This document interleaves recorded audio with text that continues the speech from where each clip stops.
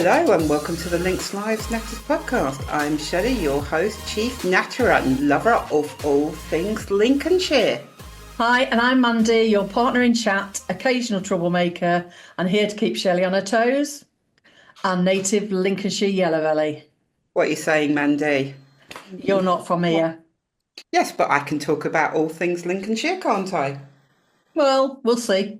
Oh, I see how it is. Well, you're in for a real treat today because we've got plenty to natter about. Local stories, a bit of banter, and who knows, maybe even a scandal or two.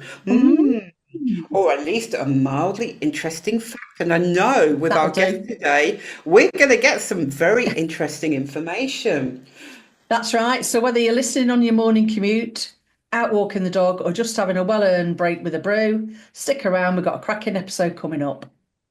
Yes, we have, Mandy. So I will just tell you a little bit of information about our guest. Today, we're nattering with Rachael Audrey Clark-Harris, an artist, musician, mental health advocate, and who's on a powerful journey of self-discovery and creative expression. Rachael, welcome to the Links Lives Natters podcast. Hello, how are you doing? We're really well, aren't we, Mandy? Very We're good, yeah. excited to talk to you today. We certainly are. So shall we kick off questions, Mandy? Yep, go for it. Okay, Rachael, you've spoken candidly about your experience with BPD. What do you wish more people understood about the condition? How do you challenge the misconceptions? Tell us a little bit about your journey with BPD. Okay, so I only got diagnosed last summer, and it was actually not called BPD. That is kind of like the most commonly sort of known description. It's called emotional unstable personality disorder as well. So basically, I knew all my life that I had extreme highs and lows. And a lot of people, you say, I think you're bipolar, and I'm like, no, I don't think so. People are very quick to judge, aren't they? Yeah, definitely. And the thing is, I spent a lot of my life in tears, and I would get very, very emotional about anything, like it would be something that triggered me that would start it off, obviously. But, I would get so upset that it would make me withdraw from what I was doing. I often take myself away and go and lay on my bed and just cry myself to sleep. That's how I used to cope. And when my mum was alive, bless her, she died 2 years ago, I felt like my world had ended as well, losing her, because I think she was like my rock, and she was the only one that really knew the real me, because I'm very good at putting a mask on in front of people, and I've done that. I think as women, Rachael, we're all very good at putting that mask on because we don't want to show our true selves sometimes, don't we? And we do live in a man's world, don't we? So, a lot of men don't show emotion or find it difficult because of the way they're told to be brought up, So I think, there's this point where I was in a very high-powered sort of like London job, and I consider it high-powered. It was a great job. And, when you're working in that environment, you don't really think that there are like there's no real time for sort of tears. And, but that was quite difficult for me because it's something that's obviously it's my core way of dealing with things. Some people get angry. Mine is emotional, proper crying, but it does get it out. It gets it out. What's the turning point that led you to seek a diagnosis, do you think? Well, I'd had, I'd had various burnouts throughout my career due to just not being able to manage, expectations, probably that I put on myself as well. That's one of the things, is like thinking that you've got to be perfect and always striving to be an achiever, high achiever. I am, it doesn't affect that side of me. But I'd had enough really of feeling like that. Suicidal thoughts. I actually attempted to kill myself. Yeah. And it's embarrassing because, people don't know that about me. Only the really close people know that. And we are very grateful for you sharing with that, that very emotional. Yeah, well, you've just shared with us, Rachael. So well done. Yeah, and I do believe that in talking about these things, it can only help other people come out and talk about them, because that's where we all go wrong, is that we just try and clam up and hide and too ashamed to speak out. So yeah, being honesty is one of my strengths. I can be really honest about stuff, and I think that's where I can help other people with my honesty and my human interpretation of things. I'm very real. What you see is what you get, and I irritate some people with that, but I don't want to be someone that, is fake. I can't deal with fake people. Yeah. Rachel, what do you think workplaces need to do to better to support employees with mental health conditions? I think a lot of them have got all the right things in place. I think the truth is, a lot of the time, it's workload and it's things that, go unmissed. It's when people go quiet and things like that. There are, I think there just needs to be maybe like monthly catch-ups with people just to check in and check in, it's about the work, check in about how you're doing. Make sure that it's not an embarrassing thing to be able to say those things. And I think we are getting there, obviously, but sometimes lots of individuals probably find that that's a weakness to be able to do that, because then they might have someone, I don't think it is, but as creatives, we go into the business world, and it's a very different machine. They don't always work 9 to 5, like their brains don't always function that way. Creativity sometimes, depending what 12 o'clock, 1 o'clock in the morning. You're born quite a lot, and I have all the best ideas, but I think maybe flexibility about how creatives actually work and what times they work and things like that. And it doesn't necessarily fit into a business working day. So you need to be getting paid for sort of the times that you get these ideas as well. That'd be a good thing, wouldn't it? Or in that case, I'll be getting paid at 12, 1 o'clock in the morning then. Exactly. When I'm sitting up going, bidding, I've just had an idea and stuff. But it's like Rachel says, sometimes it's early hours of the morning, you just think, I'm having this idea. And I always get told, turn your brain off. But it's creativity, isn't it, Rachel? It's inspirations at that sort of time at the morning. I'm going to take you right back, Rachel, to your job in London. Explain about your job in London and what you think, that was the burnout. Well, I'd lived in London for 5 years, and I worked for several companies, and they're all really, fast paced. It's that kind of environment. I had it was accumulation. I can't say it. There were accumulation of things that had hit. I think we were a little bit understaffed on our team at the time. I was just struggling generally. I think now I know I've got BPD. I know that we have slumps and we have proper times where we just go into a hole. And I think I didn't really recognize that, and I just thought I was fed up and blah blah blah blah. That happened, so I got signed off with anxiety and stress. It's often the way it gets diagnosed as that. And doctors are very quick to diagnose stress, aren't they, without really asking questions? Yeah, I mean, stress is probably the end result of where the whole thing stems from, but then so I signed off. My mum wasn't very well. She was basically having really bad headaches and losing her balance and things like this. So she was in hospital. I was actually away with my husband. He took me away for my birthday to try and get some country air, and being really supportive. He wasn't my husband then, but is now. But yeah, he was like, you need some respite. Let's go away and do some dog walks and all that sort of thing. So I was there, and I thought, I haven't heard from my mum, Anyway, came back, found out that my mum's in hospital. My family protected me because they knew that I was in a delicate position anyway, like mentally. But then obviously found out that this was quite serious.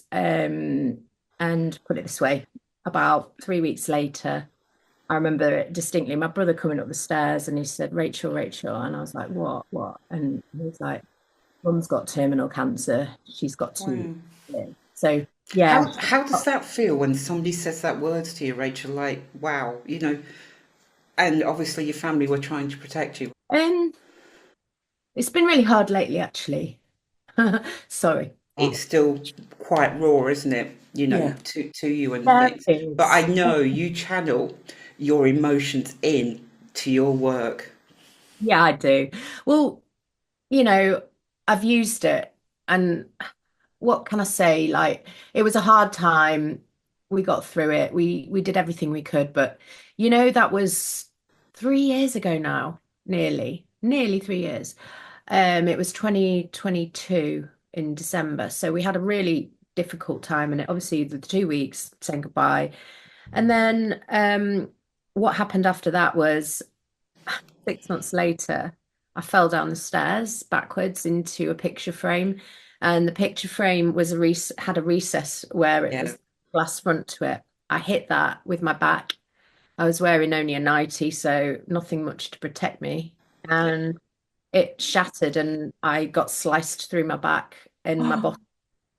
And then yeah, a piece of glass sort of like impaled into my back as well. Oh So my God. Did you think, God, life, give me a break? I did. At the moment, at that moment though, in time, I was just literally in shock, and I screamed for my husband, and he was upstairs. And I just want you to realize as well, I wasn't coping well with life prior to this, so I was drinking heavily, and I'm actually 5 months sober now. Oh, amazing. Congratulations, Rachel. That's amazing. Life is so much better, and Big deal. I've realized how much it was holding me back. And it's one of the worst things as well if you've got something like BPD, because it accentuates the emotions and it makes you feel worse. See, at the But you have, time, that was your go-to, wasn't it? It was, and probably, if I'm honest, throughout my life. I mean, my family, I was brought up in an alcohol, it was a perfectly acceptable yeah, socializing thing, which it is in most people's in England. I think it's a very British thing to yeah, drink for celebrations, drink for death, or drink, it's any reason to have a drink, really. yeah, Don't get me wrong, if you can cope with that, and that's fine, but I couldn't, and it had got to the point where something bad was going to happen, and it did. And that was the biggest wake-up call of my life. And when you're laid on the floor and you can feel something warm, like pumping out of your own body onto your arm, and you realize it's warm, and you're like, this is blood. You're like, hang on a minute, I haven't got long if someone doesn't sort me out soon. So shouted my husband, came down. He literally went into shock, couldn't speak. And I said, Nick, you need to ring the ambulance now. And I was only just about there anyway, because I was passing out. They were going to ambicup me, but they didn't. They ended up taking me by ambulance, and they took me to Nottingham. So yeah, I was at Sort of Queen. major trauma centre. Yeah, because they specialize with back injury as well. Because obviously we didn't know if I'd like damaged my spinal cord. mm, Everything was so close to and right in the center of the back, you've got all your major organs as well. So I yeah, could have come out with a colostomy bag. There was all sorts of talk about what could happen. So I went into this operation, 5 hours, and my husband, well, my fiance at the time, my dad and my brother, they all rushed there, and they had to wait all that time. And obviously, having gone through with what we went through with mum, and then for them to do it again in a way, it was awful yeah. for the family. Yeah. Do you But think, do you think that point made you shock into doing something about it? yeah, Yeah, yeah. yeah, I, I did So, see. you obviously you've had those traumas and things, Rachel, and stuff like that. Do you think the grief and the trauma shaped your artistic style? Do you think, yes, I need to try and pull myself out of this and go in, that artistic direction? Absolutely, I would say it's carved out a new area of art for me, because I didn't even know how to do mosaic art. I literally tried it as something as a escapism when I'd seen something at the Yorkshire Sculpture Park. Why mosaics, Rachel? What attracted you to the mosaics? I don't really know what it was initially, but I'd seen Was it this. the shiny colours, Rachel? Well, I think I'm a bit of a magpie. Yeah. Drawn to bright colours. I think anyone with, like artistic vibes, I think how can you not be drawn to bright? There was I can't remember who made the sculpture, but there was a Buddha at the Yorkshire Sculpture Park, and it was covered in mosaic. So it was That would have mosaic. been amazing to see that. Yeah, Mm. it was fabulous, and I came away from that thinking I want to do a mosaic. I'm going to have a go. So Yeah. I did. I had to go in the garden. I designed it myself because obviously I've got the design background, which comes in brilliantly, when it comes to prepping and everything. So did that, really loved it. Then I got my first sort of like taste, and I think not knowing that I was ever drawn to that sort of thing. I know I've always come from a background where I like to explore everything and all different types of art, mediums, everything. But I think I was actually, when I look back now, I think I was actually ready to either do something different or do something that had to be more me, like I think there was a yearning for me to use my own IP. Are there any movements that inspire your work in mental health trauma? Um, I do think that so I really love the arts crafts movement. I think there's a lot of handmade and for me, it's not so much about trauma, but like for me, the essence, I've learned a lot about the essence of using your hands to make things is therapy. It is, Yeah. it's thing. It's the same as if you go out and put your hands and start gardening. It's the same as if you sew something. You're doing something that's methodical and your brain engages in that action. It's the same with doing a puzzle or a mosaic's pretty similar. It's like Yeah. going, that piece is there. And all you're doing is getting lost in that Yeah. exercise, Escape, isn't it? escapism. And it's very, very natural and it comes very, I think it's a primal thing. Yeah, I mean, even like building, when we're children, what do? We like to build blocks. We like to, put things like Lego together. We like to make things from lots of things, don't we? As Yeah. I think that is a therapeutic. Do you think like taking you back to the mosaics and things like that, is that why you think you like joining the mosaics together? Because one of the pieces of art you've done was at the Dorber Gardens, wasn't it? Do you want to explain a little bit about? Because I know it's something that's very special to you. It is. So the Bird of Paradise, it's the Strelitzia. They're a triptych piece. So we've got three panels and they're quite large.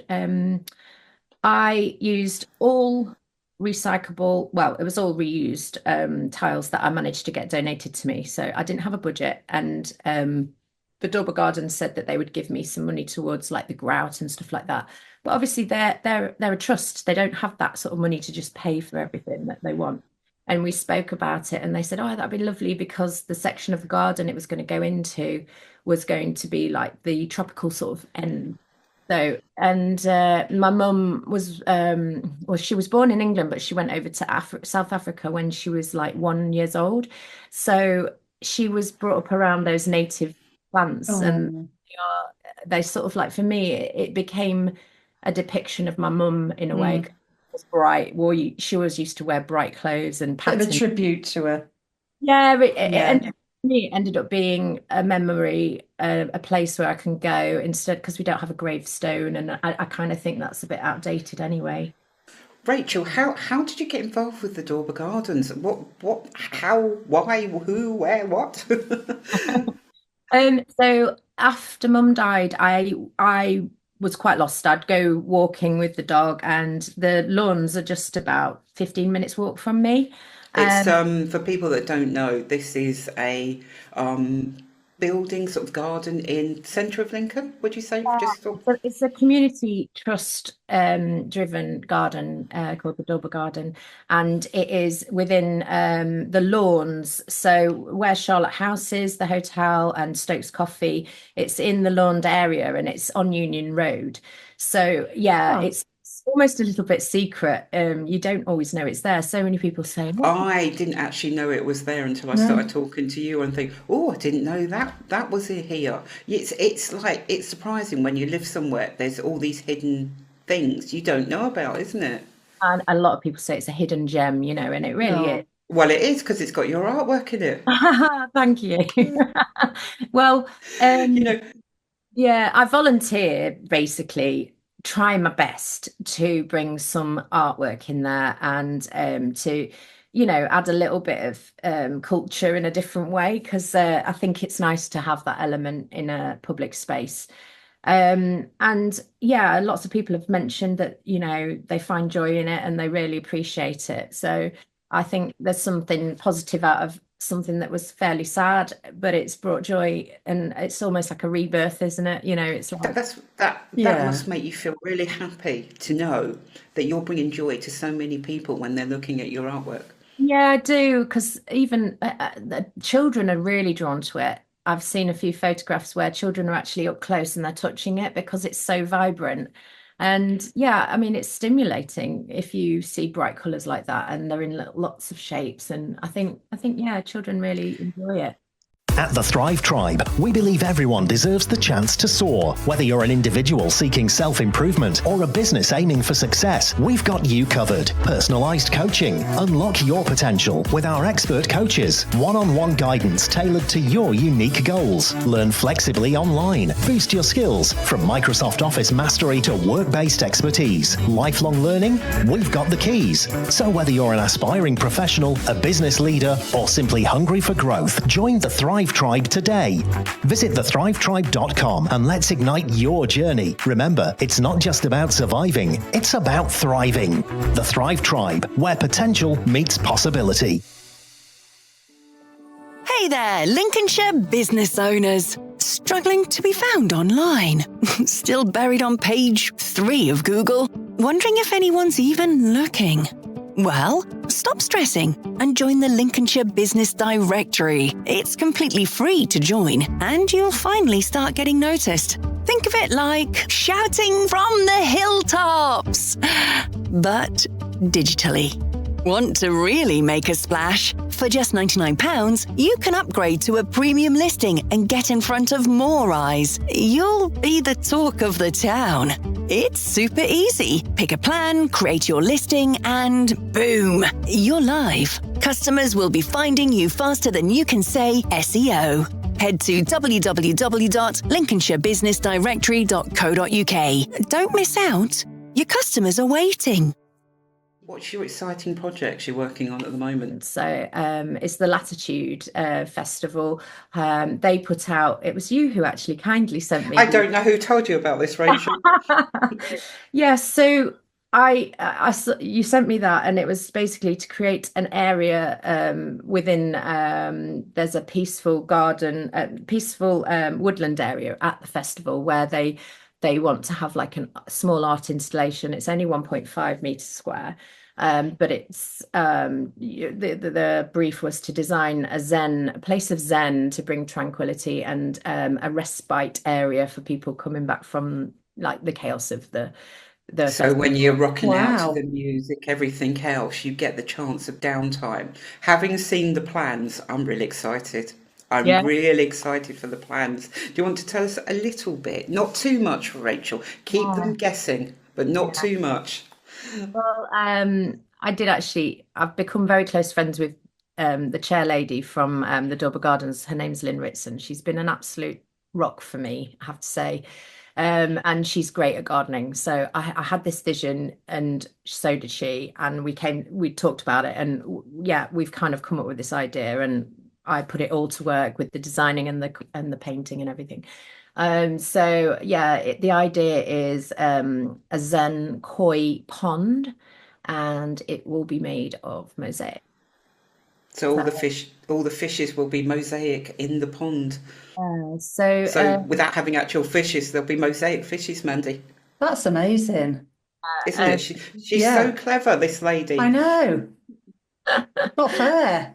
well, I'm not always the one that comes up with the great ideas, but I'm good at translating them into a design and into like a document to try and sell the idea. I suppose that's probably comes from my background in, design and sales. I suppose it is that you're pushing an idea, aren't you? Uh, Yeah. so And one yeah, of the things we can mention now, because me and yeah. Rachel do chat, and one of the things we are excited about, and it's happened, hasn't it, Rachel? Yes, so I am a creative in residence at Dorber at the Barbican Creative Hub in Lincoln. Yeah, so back in November, I was aware that the applications were open to apply for a studio space. I'm currently working in my cellar, so it was quite a strong case for me. I think, no natural light, etc. But I got a place. I'm out of 40 people. There are 5 studios, and I was very lucky to get one. And Brilliant. Well done. thank Really you. well done. I feel incredibly proud, and I know how proud you are for this. I know you're really excited. I put so much into it. I won't lie. I put everything into it to try and get that. And Knowing Rachel, she definitely 110%ed it. yeah, well, if I want something, I focus and I really go for it. Usually, yeah. What are your plans for the Barbican? What do you hope to get out of having the residents in the Barbican? Well, I want to soak up as much information as possible. I want to be able to like elevate myself as a business, because I might be an artist, but I am a business still. And I want to be able to build this year to create a collection of work that will hopefully move people. And I want it to be a bit radical. I want it to make people really question how they feel about traumas, and if it has any resonance with themselves or people that they know. So often it's like when you know someone who's in a wheelchair, then you start to see everything through their eyes. But if you don't know, you don't notice it, do you? No. So it's like the education. It's like the it's the communication about things that makes us open up and wake up to stuff. And Yeah, is that the impact of the Scars body of work, Rachel? yeah, so that's kind of where I'm coming from. I decided on this title to work under. So it is a physical and psychological response to scars. So that encapsulates everything that I've been through in the sense of grief, burnouts, my mental health. It's been a battle for my whole life, so it's pretty significant. And then obviously the physical scars and how that affected me and how it's affected And my you just want people to see it, to sort of like, really good. what sort of mediums will you be working with on that body of work, Rachel? Predominantly, I'm going to be using my mosaics. And I think this is quite exciting because I don't think many people would explore such traumas and things like that with mosaics necessarily. I think it's usually, it's more beautiful things that we see that are mosaics or stories. But my stories are going to be a little bit more graphic, a little bit more unusual. I'm going to also support that with some videography. I'm also going to support that with some photography that's going to be quite graphic as well. I'm going to be recreating some of like the scenes, so to speak, and have the photos taken. Another thing that I did, which I've fully embraced and felt that it was so therapeutic for me, was I modelled nude for an art class at the South Side in Lincoln. Did you? She did indeed. That is brave. Yeah, and my body is not like a conventional, like I'm not a model. I'm not a model, but I'm a fuller figured woman, and I always have had massive issues with my weight. Always thinking, I think I've got body dysmorphia anyway. I've always thought I'm bigger than what I am, and I've been teased over the years. So once you've had those things, dated a guy who then met me and then said, "You're a lot bigger than you looked in your pictures." Why? Well, I know this is going off topic. We've hit the loose women thing. I know this is going off topic. Why do people do that on dating agencies? Dating profiles and stuff like that. They get to know the person, and it's sort of like, as soon as they meet you, ooh. I'm just glad that I actually met my husband through real life, actually. And I think once I stopped looking and I stopped Yeah. Yeah. to find someone, that's when we met. And he was the same. He had stopped. He'd said, I had enough of relationships that hadn't worked, and a lot of those had been through apps. And same with me. And I think, yeah, COVID made me do that as well, because I had to sort of live on my own for 2 years with my little dog, and I found myself a little bit more through that time. And I think you're Mm. into I it, really. think I think a lot of people did during that time because obviously we were stuck at home, weren't we? People couldn't go to work. We were stuck at home. We were sort of like clicking the fingers, and it was sort of like, well, what am I going to do? Dare I go out? You know, because society had it. The police would like nab you as soon as you walked out the door, wouldn't it? Yeah, It's just sort of like I daren't drive down the street today. exactly. So you had to get on with it, didn't you? You had to sort of like, well, you have to become your own best friend, really. Yeah, you got to like Yeah. yourself, haven't you? Got to like spending time with Is yourself. that when? Did you find yourself singing during that time, Rachel? I actually did. So yeah, I've sang most of my life as well. And when I say I'm a creative, I literally am all creative. If you throw maths at me, I go into meltdown mode, and yeah, it just throws me. So I think I've got the number dyslexic thing. Dyscalculia. So I think I've got that. Yeah. Because I've been really quite good at most of the things. Like I I've think done, my other half thinks that when I walk into a supermarket.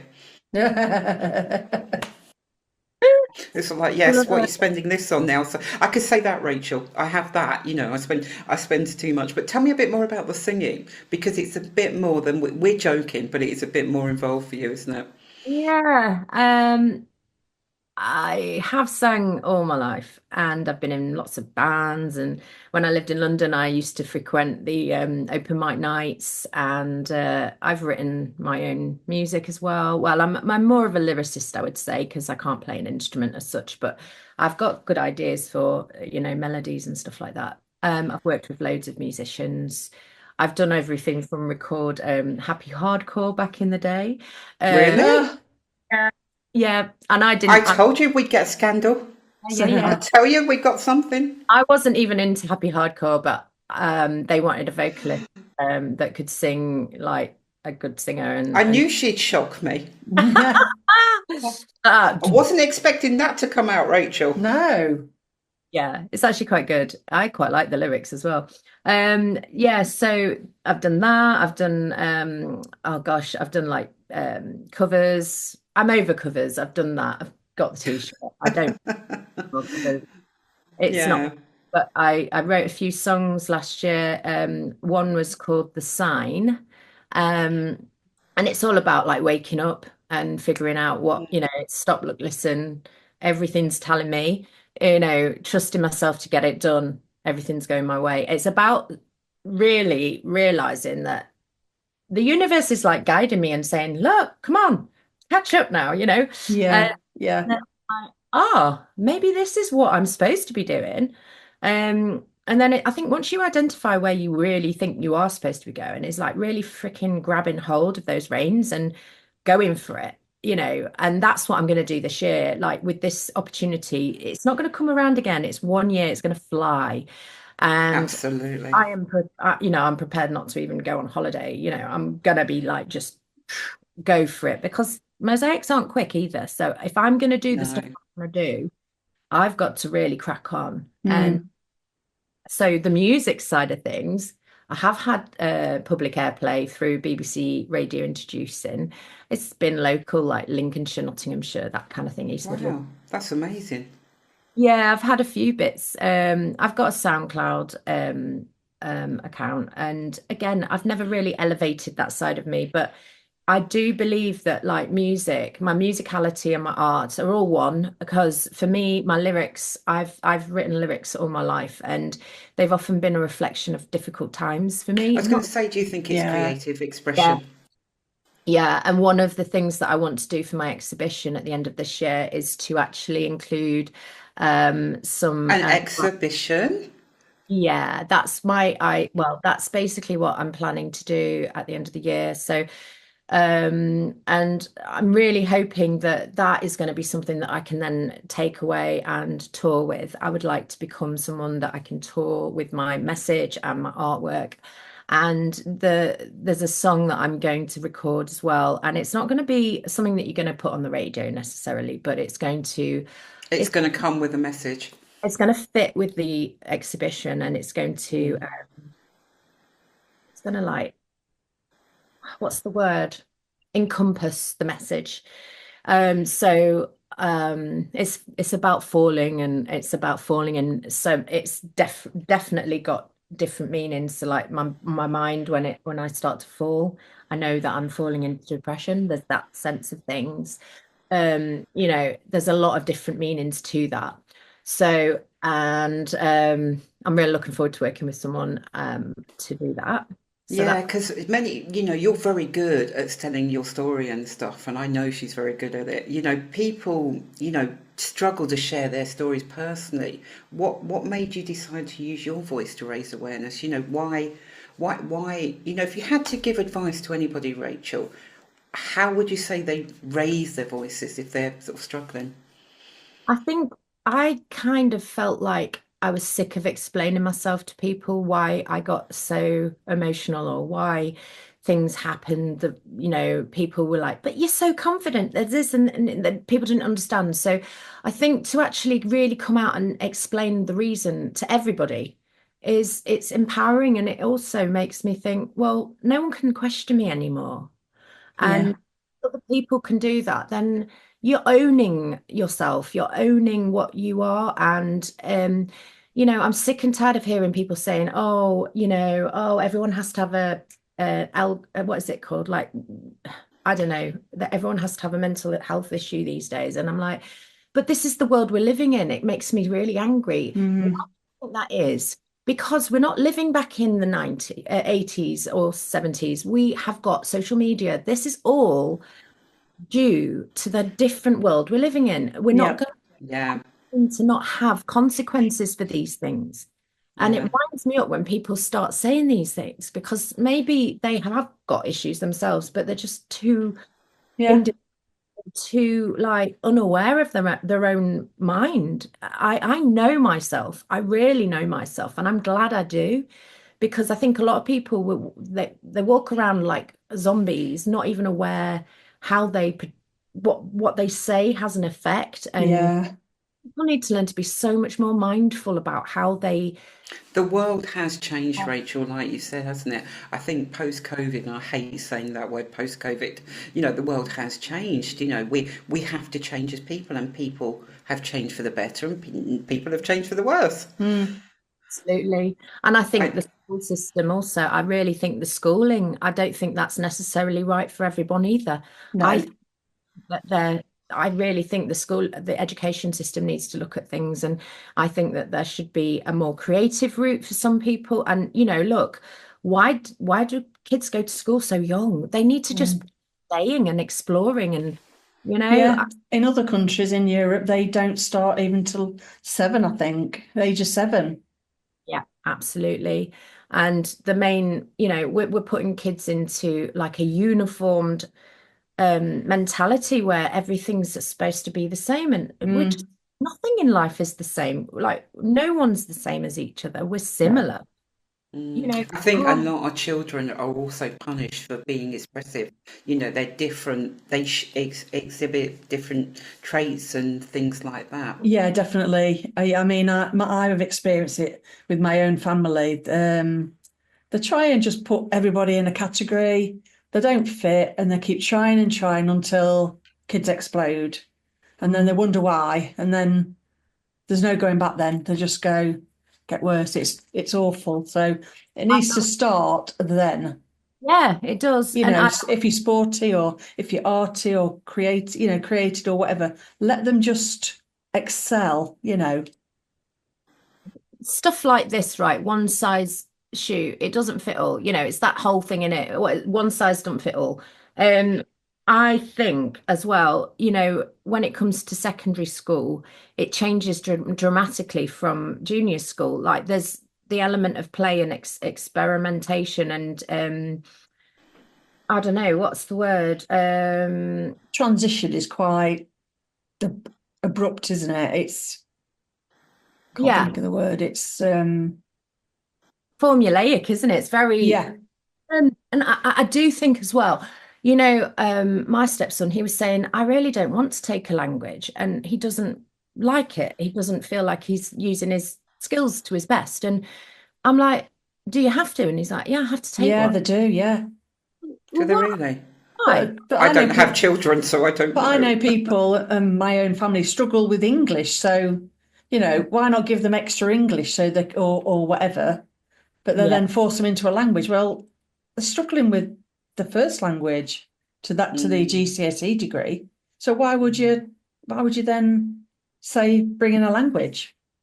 I think when children are creative, they should be allowed to express their creativity. Yeah, absolutely.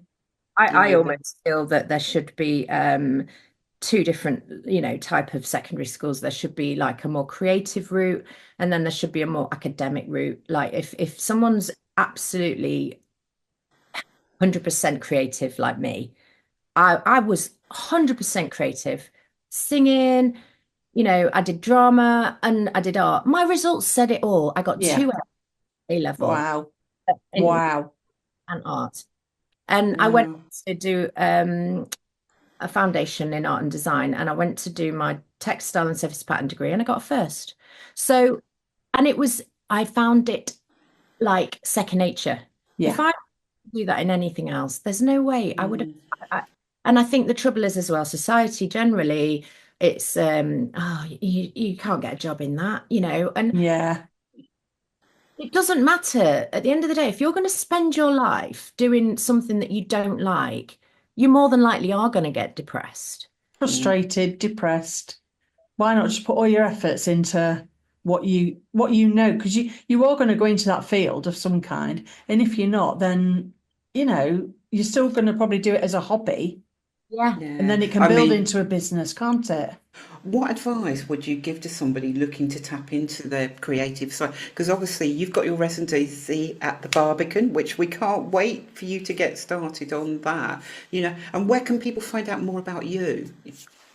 Well, the advice I would say is to don't be scared and know that you don't have to be perfect at anything to try it.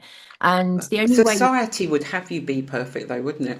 oh yeah, and let's face it, we're all trying our best to fit into the mold. And I think the sooner that we just let go and be happy within ourselves I know it's easy to say, but you know, does it take something drastic to happen to you to really make you like realize that you're all right and your life's actually pretty good? I think it sometimes does. Yeah, it does. Appreciation and to be grateful for what you have got. And I think we're always striving for more, but don't just pick up a pen and paper. Like honestly, you'd be surprised how many people say they're not creative and they can actually put their hand to something, even if it's gardening. I believe in social prescribing as well. I really think that Yes.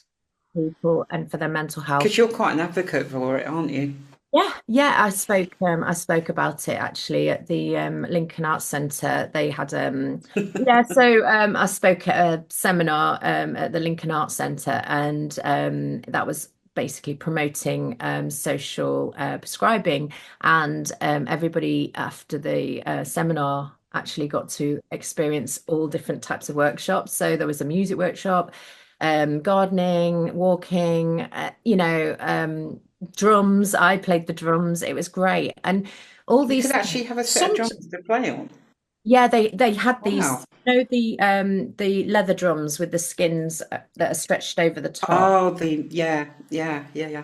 Even something as simple as that. Apparently, when you get into a heartbeat rate, it mimics your own heartbeat and it puts you at ease. And it's stuff like that. You don't realize it. Again, primal, probably. It grounds you, doesn't it?